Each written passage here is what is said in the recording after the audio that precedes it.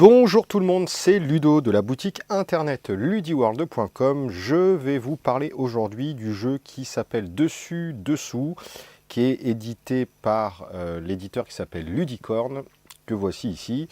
Ça se joue à partir de 7 ans, entre 1 à 4 joueurs pour des parties de 20 à 30 minutes. Alors, pour vous raconter la petite histoire autour de ce jeu, il y a donc cette version-là, la version française qui est sortie il y a un petit bout de temps. Ça m'avait interpellé, je dis bon allez, je le commande. Et il n'y a pas si longtemps, je reçois, hop, la version anglaise. Donc généralement, quand un jeu sort en français, je ne le commande pas en anglais. J'avais dû le commander en fait chez un fournisseur il y a très longtemps. J'avais un petit peu zappé, puis j'étais pas au courant que ça sortait en français, très certainement. Et je me souviens en fait du pourquoi, du comment j'avais décidé de le commander direct en anglais.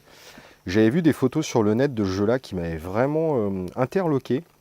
J'avais trouvé le concept original, visuellement déjà. Et puis même le trip du jeu, je trouvais ça vraiment cool. Du coup voilà. Bon bref, je vous raconte ma life, mais c'est pas grave. Du coup, voilà. J'ai ouvert la version anglaise que j'ai gardée pour moi, pour faire des petites démos. Et pour faire la petite vidéo. Alors, c'est une version anglaise dans le sens où la règle du jeu est en anglais, mais le jeu en lui-même n'a aucun texte. Donc, vous allez voir, c'est assez simple. Tac. Alors, dans Layers, on va devoir reproduire des motifs à l'aide de petits calques qui sont en... Alors, je ne sais pas si ça va être bien visible, mais qui sont en espèce de plastique souple. Enfin, c'est du plastique, quoi. J'avais peur que ça soit du carton au début, et non, c'est du plastique. Donc, c'est vraiment cool. Vous avez 5 calques par personne. 1, 2, 3, 4 et 5, qui sont imprimés recto-verso avec des designs différents. Vous avez un petit plateau personnel de joueurs avec un fond blanc. Donc voilà, ça c'est le matos pour un seul joueur. Ça se joue entre 1 à 4 joueurs. Je viens de lire la règle, j'ai pas vu de variante solo. Alors c'était peut-être au verso de la règle. Bon, j'ai pas bien fait gaffe. Alors vous avez ça, vous avez ça. Alors, le but du jeu, c'est qu'on va avoir des tas de cartes comme ça, face cachée, avec une indication 3. Vous allez avoir avec indication 4 et indication 5. On va préparer des piles de cartes qui mélangent une carte 3, une carte 4, une carte 5. Et on va faire ça une deuxième fois pour avoir 6 cartes empilées. À notre tour de jeu, on va, enfin au tour de jeu des joueurs, parce que tout le monde va jouer en même temps, on va retourner une carte. Et là, vous allez voir apparaître une illustration que vous allez devoir reproduire en utilisant tout ou partie de vos cartes. Alors je dis tout ou partie parce que ça dépend de la difficulté du motif que vous voulez faire. À 3, on va devoir utiliser que 3 calques, vous avez une indication. À 4, 4 calques, et à 5, 5 calques. Donc là, vous devrez utiliser tous vos calques pour le niveau de difficulté supérieur. Donc, bah écoutez, on peut se faire celui-ci. Donc, au début, tous vos calques, décidément, doivent être empilés. Et quand on lance le top, hop, on regarde et on commence à jouer. Donc, c'est un jeu de rapidité. Ok, on va faire comme ça. Ensuite, on va faire comme ça. Et vite, hop, on fait comme ça. Normalement, j'ai bon. Là, à ce moment-là, ce qui se passe, c'est que vous aurez préparé au préalable des jetons qui vont vous servir hop, à scorer des points. Vous avez des jetons de 1, des jetons de 2, des jetons naturellement de 3 et des jetons de 4. Vous mettez autant de jetons que de joueurs dans la partie. Donc imaginez qu'on se fait une partie à 3 joueurs. Ça va faire 1, 2 et 3. Et là, ce qui se passe, donc, c'est que dès que le premier joueur a terminé le motif, il s'empresse de prendre le pion de la plus haute valeur et il le met devant lui. Ça veut dire, hop, j'ai terminé, je vous attends. Le deuxième joueur fait son motif, blablabla, il termine, il prend le deuxième token. Et le dernier joueur doit se dépêcher de terminer son motif. À ce moment-là, quand il ne reste plus qu'un seul jeton à attribuer, celui qui avait terminé en premier commence un décompte de 10 à 0. Il compte à haute voix, 10, 9, 8, 7, machin. Et à l'issue du compte à rebours, si le dernier joueur n'a pas réussi à compléter son motif, bah, le pion est perdu. Et si jamais il a réussi, il ramasse devant lui. À ce moment-là, après, on vérifie que tous les joueurs ont bien réussi le motif. Et si c'est le cas, on sécurise les points qu'on gagne définitivement hop, chez soi. Et à la fin de la partie, c'est celui qui a le plus grand nombre de points qui gagne. Le premier joueur qui a gagné la plus haute valeur gagne aussi la carte de comme ça, parce qu'en cas d'égalité de points en fin de partie, c'est celui qui a le plus de cartes comme ça qui gagne.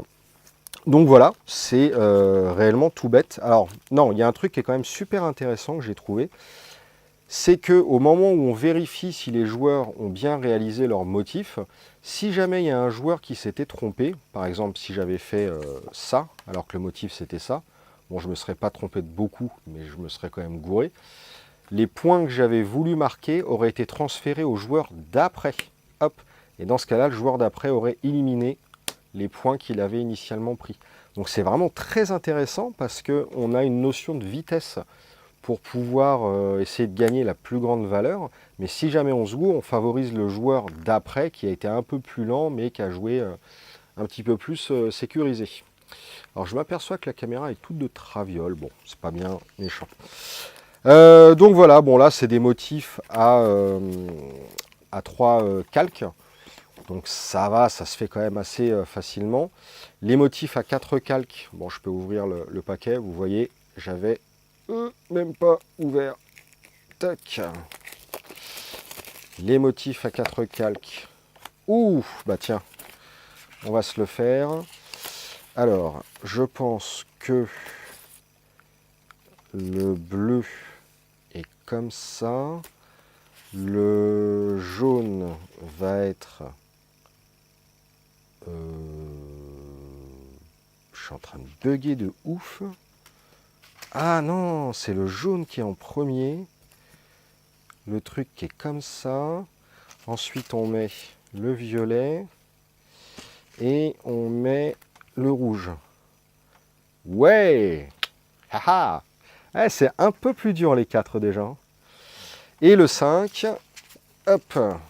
Wow, oh la vache! Le 5. Ah ouais, non mais ok, ça devient hyper plus dur. Donc, ça, il est en premier. Le jaune, il est en dessous.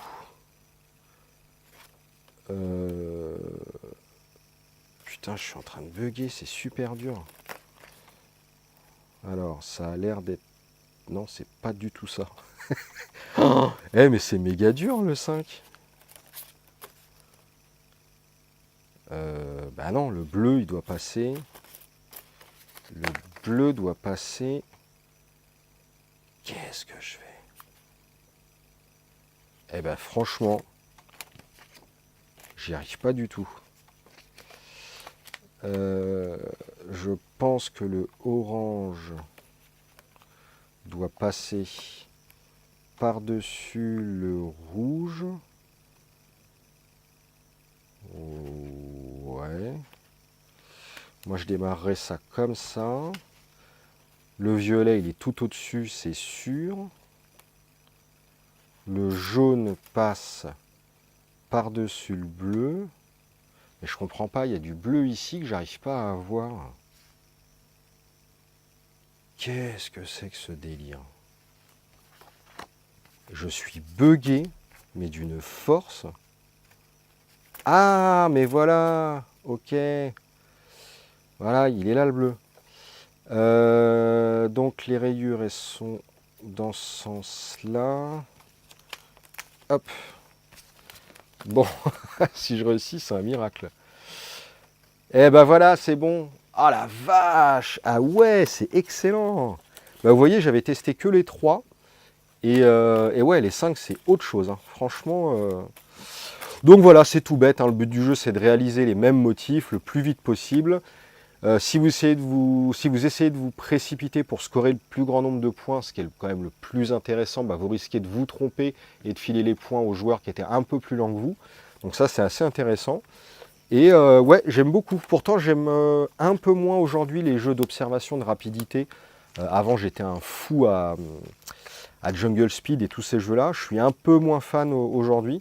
Bah, on vieillit, hein, donc on se fait un peu moins agile du cerveau. Hein. Mais ouais, ça change un peu, ça c'est vraiment cool. Le matos, c'est bien joli, c'est assez original. Et pour continuer à vous raconter un petit peu la petite histoire, c'est mon petit garçon qui a 3 ans et 4 mois aujourd'hui, qui passe de temps en temps au bureau et qui regarde un petit peu, enfin je lui montre les jeux que je reçois.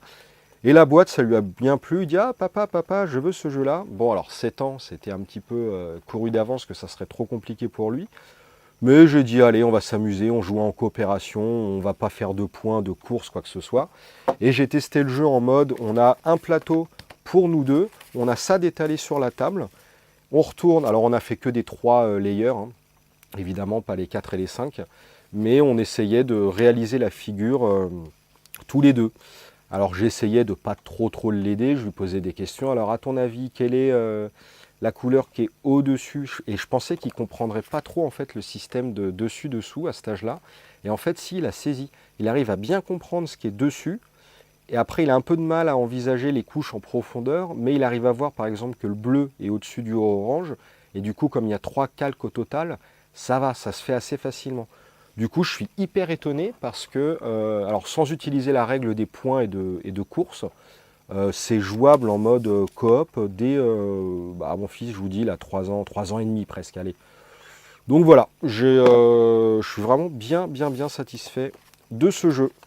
Bref, et écoutez, c'est tout. C'était une toute petite vidéo pour vous montrer un petit peu à quoi ça ressemblait. Ça s'appelle Dessus Dessous. Je trouve ça super original et amusant. Et puis, voilà, pas bien compliqué, pas très long. C'est cool. Allez, sur ce, je vous remercie d'avoir regardé cette toute petite vidéo. Et puis, je vous donne rendez-vous bientôt pour de nouvelles aventures. Salut tout le monde!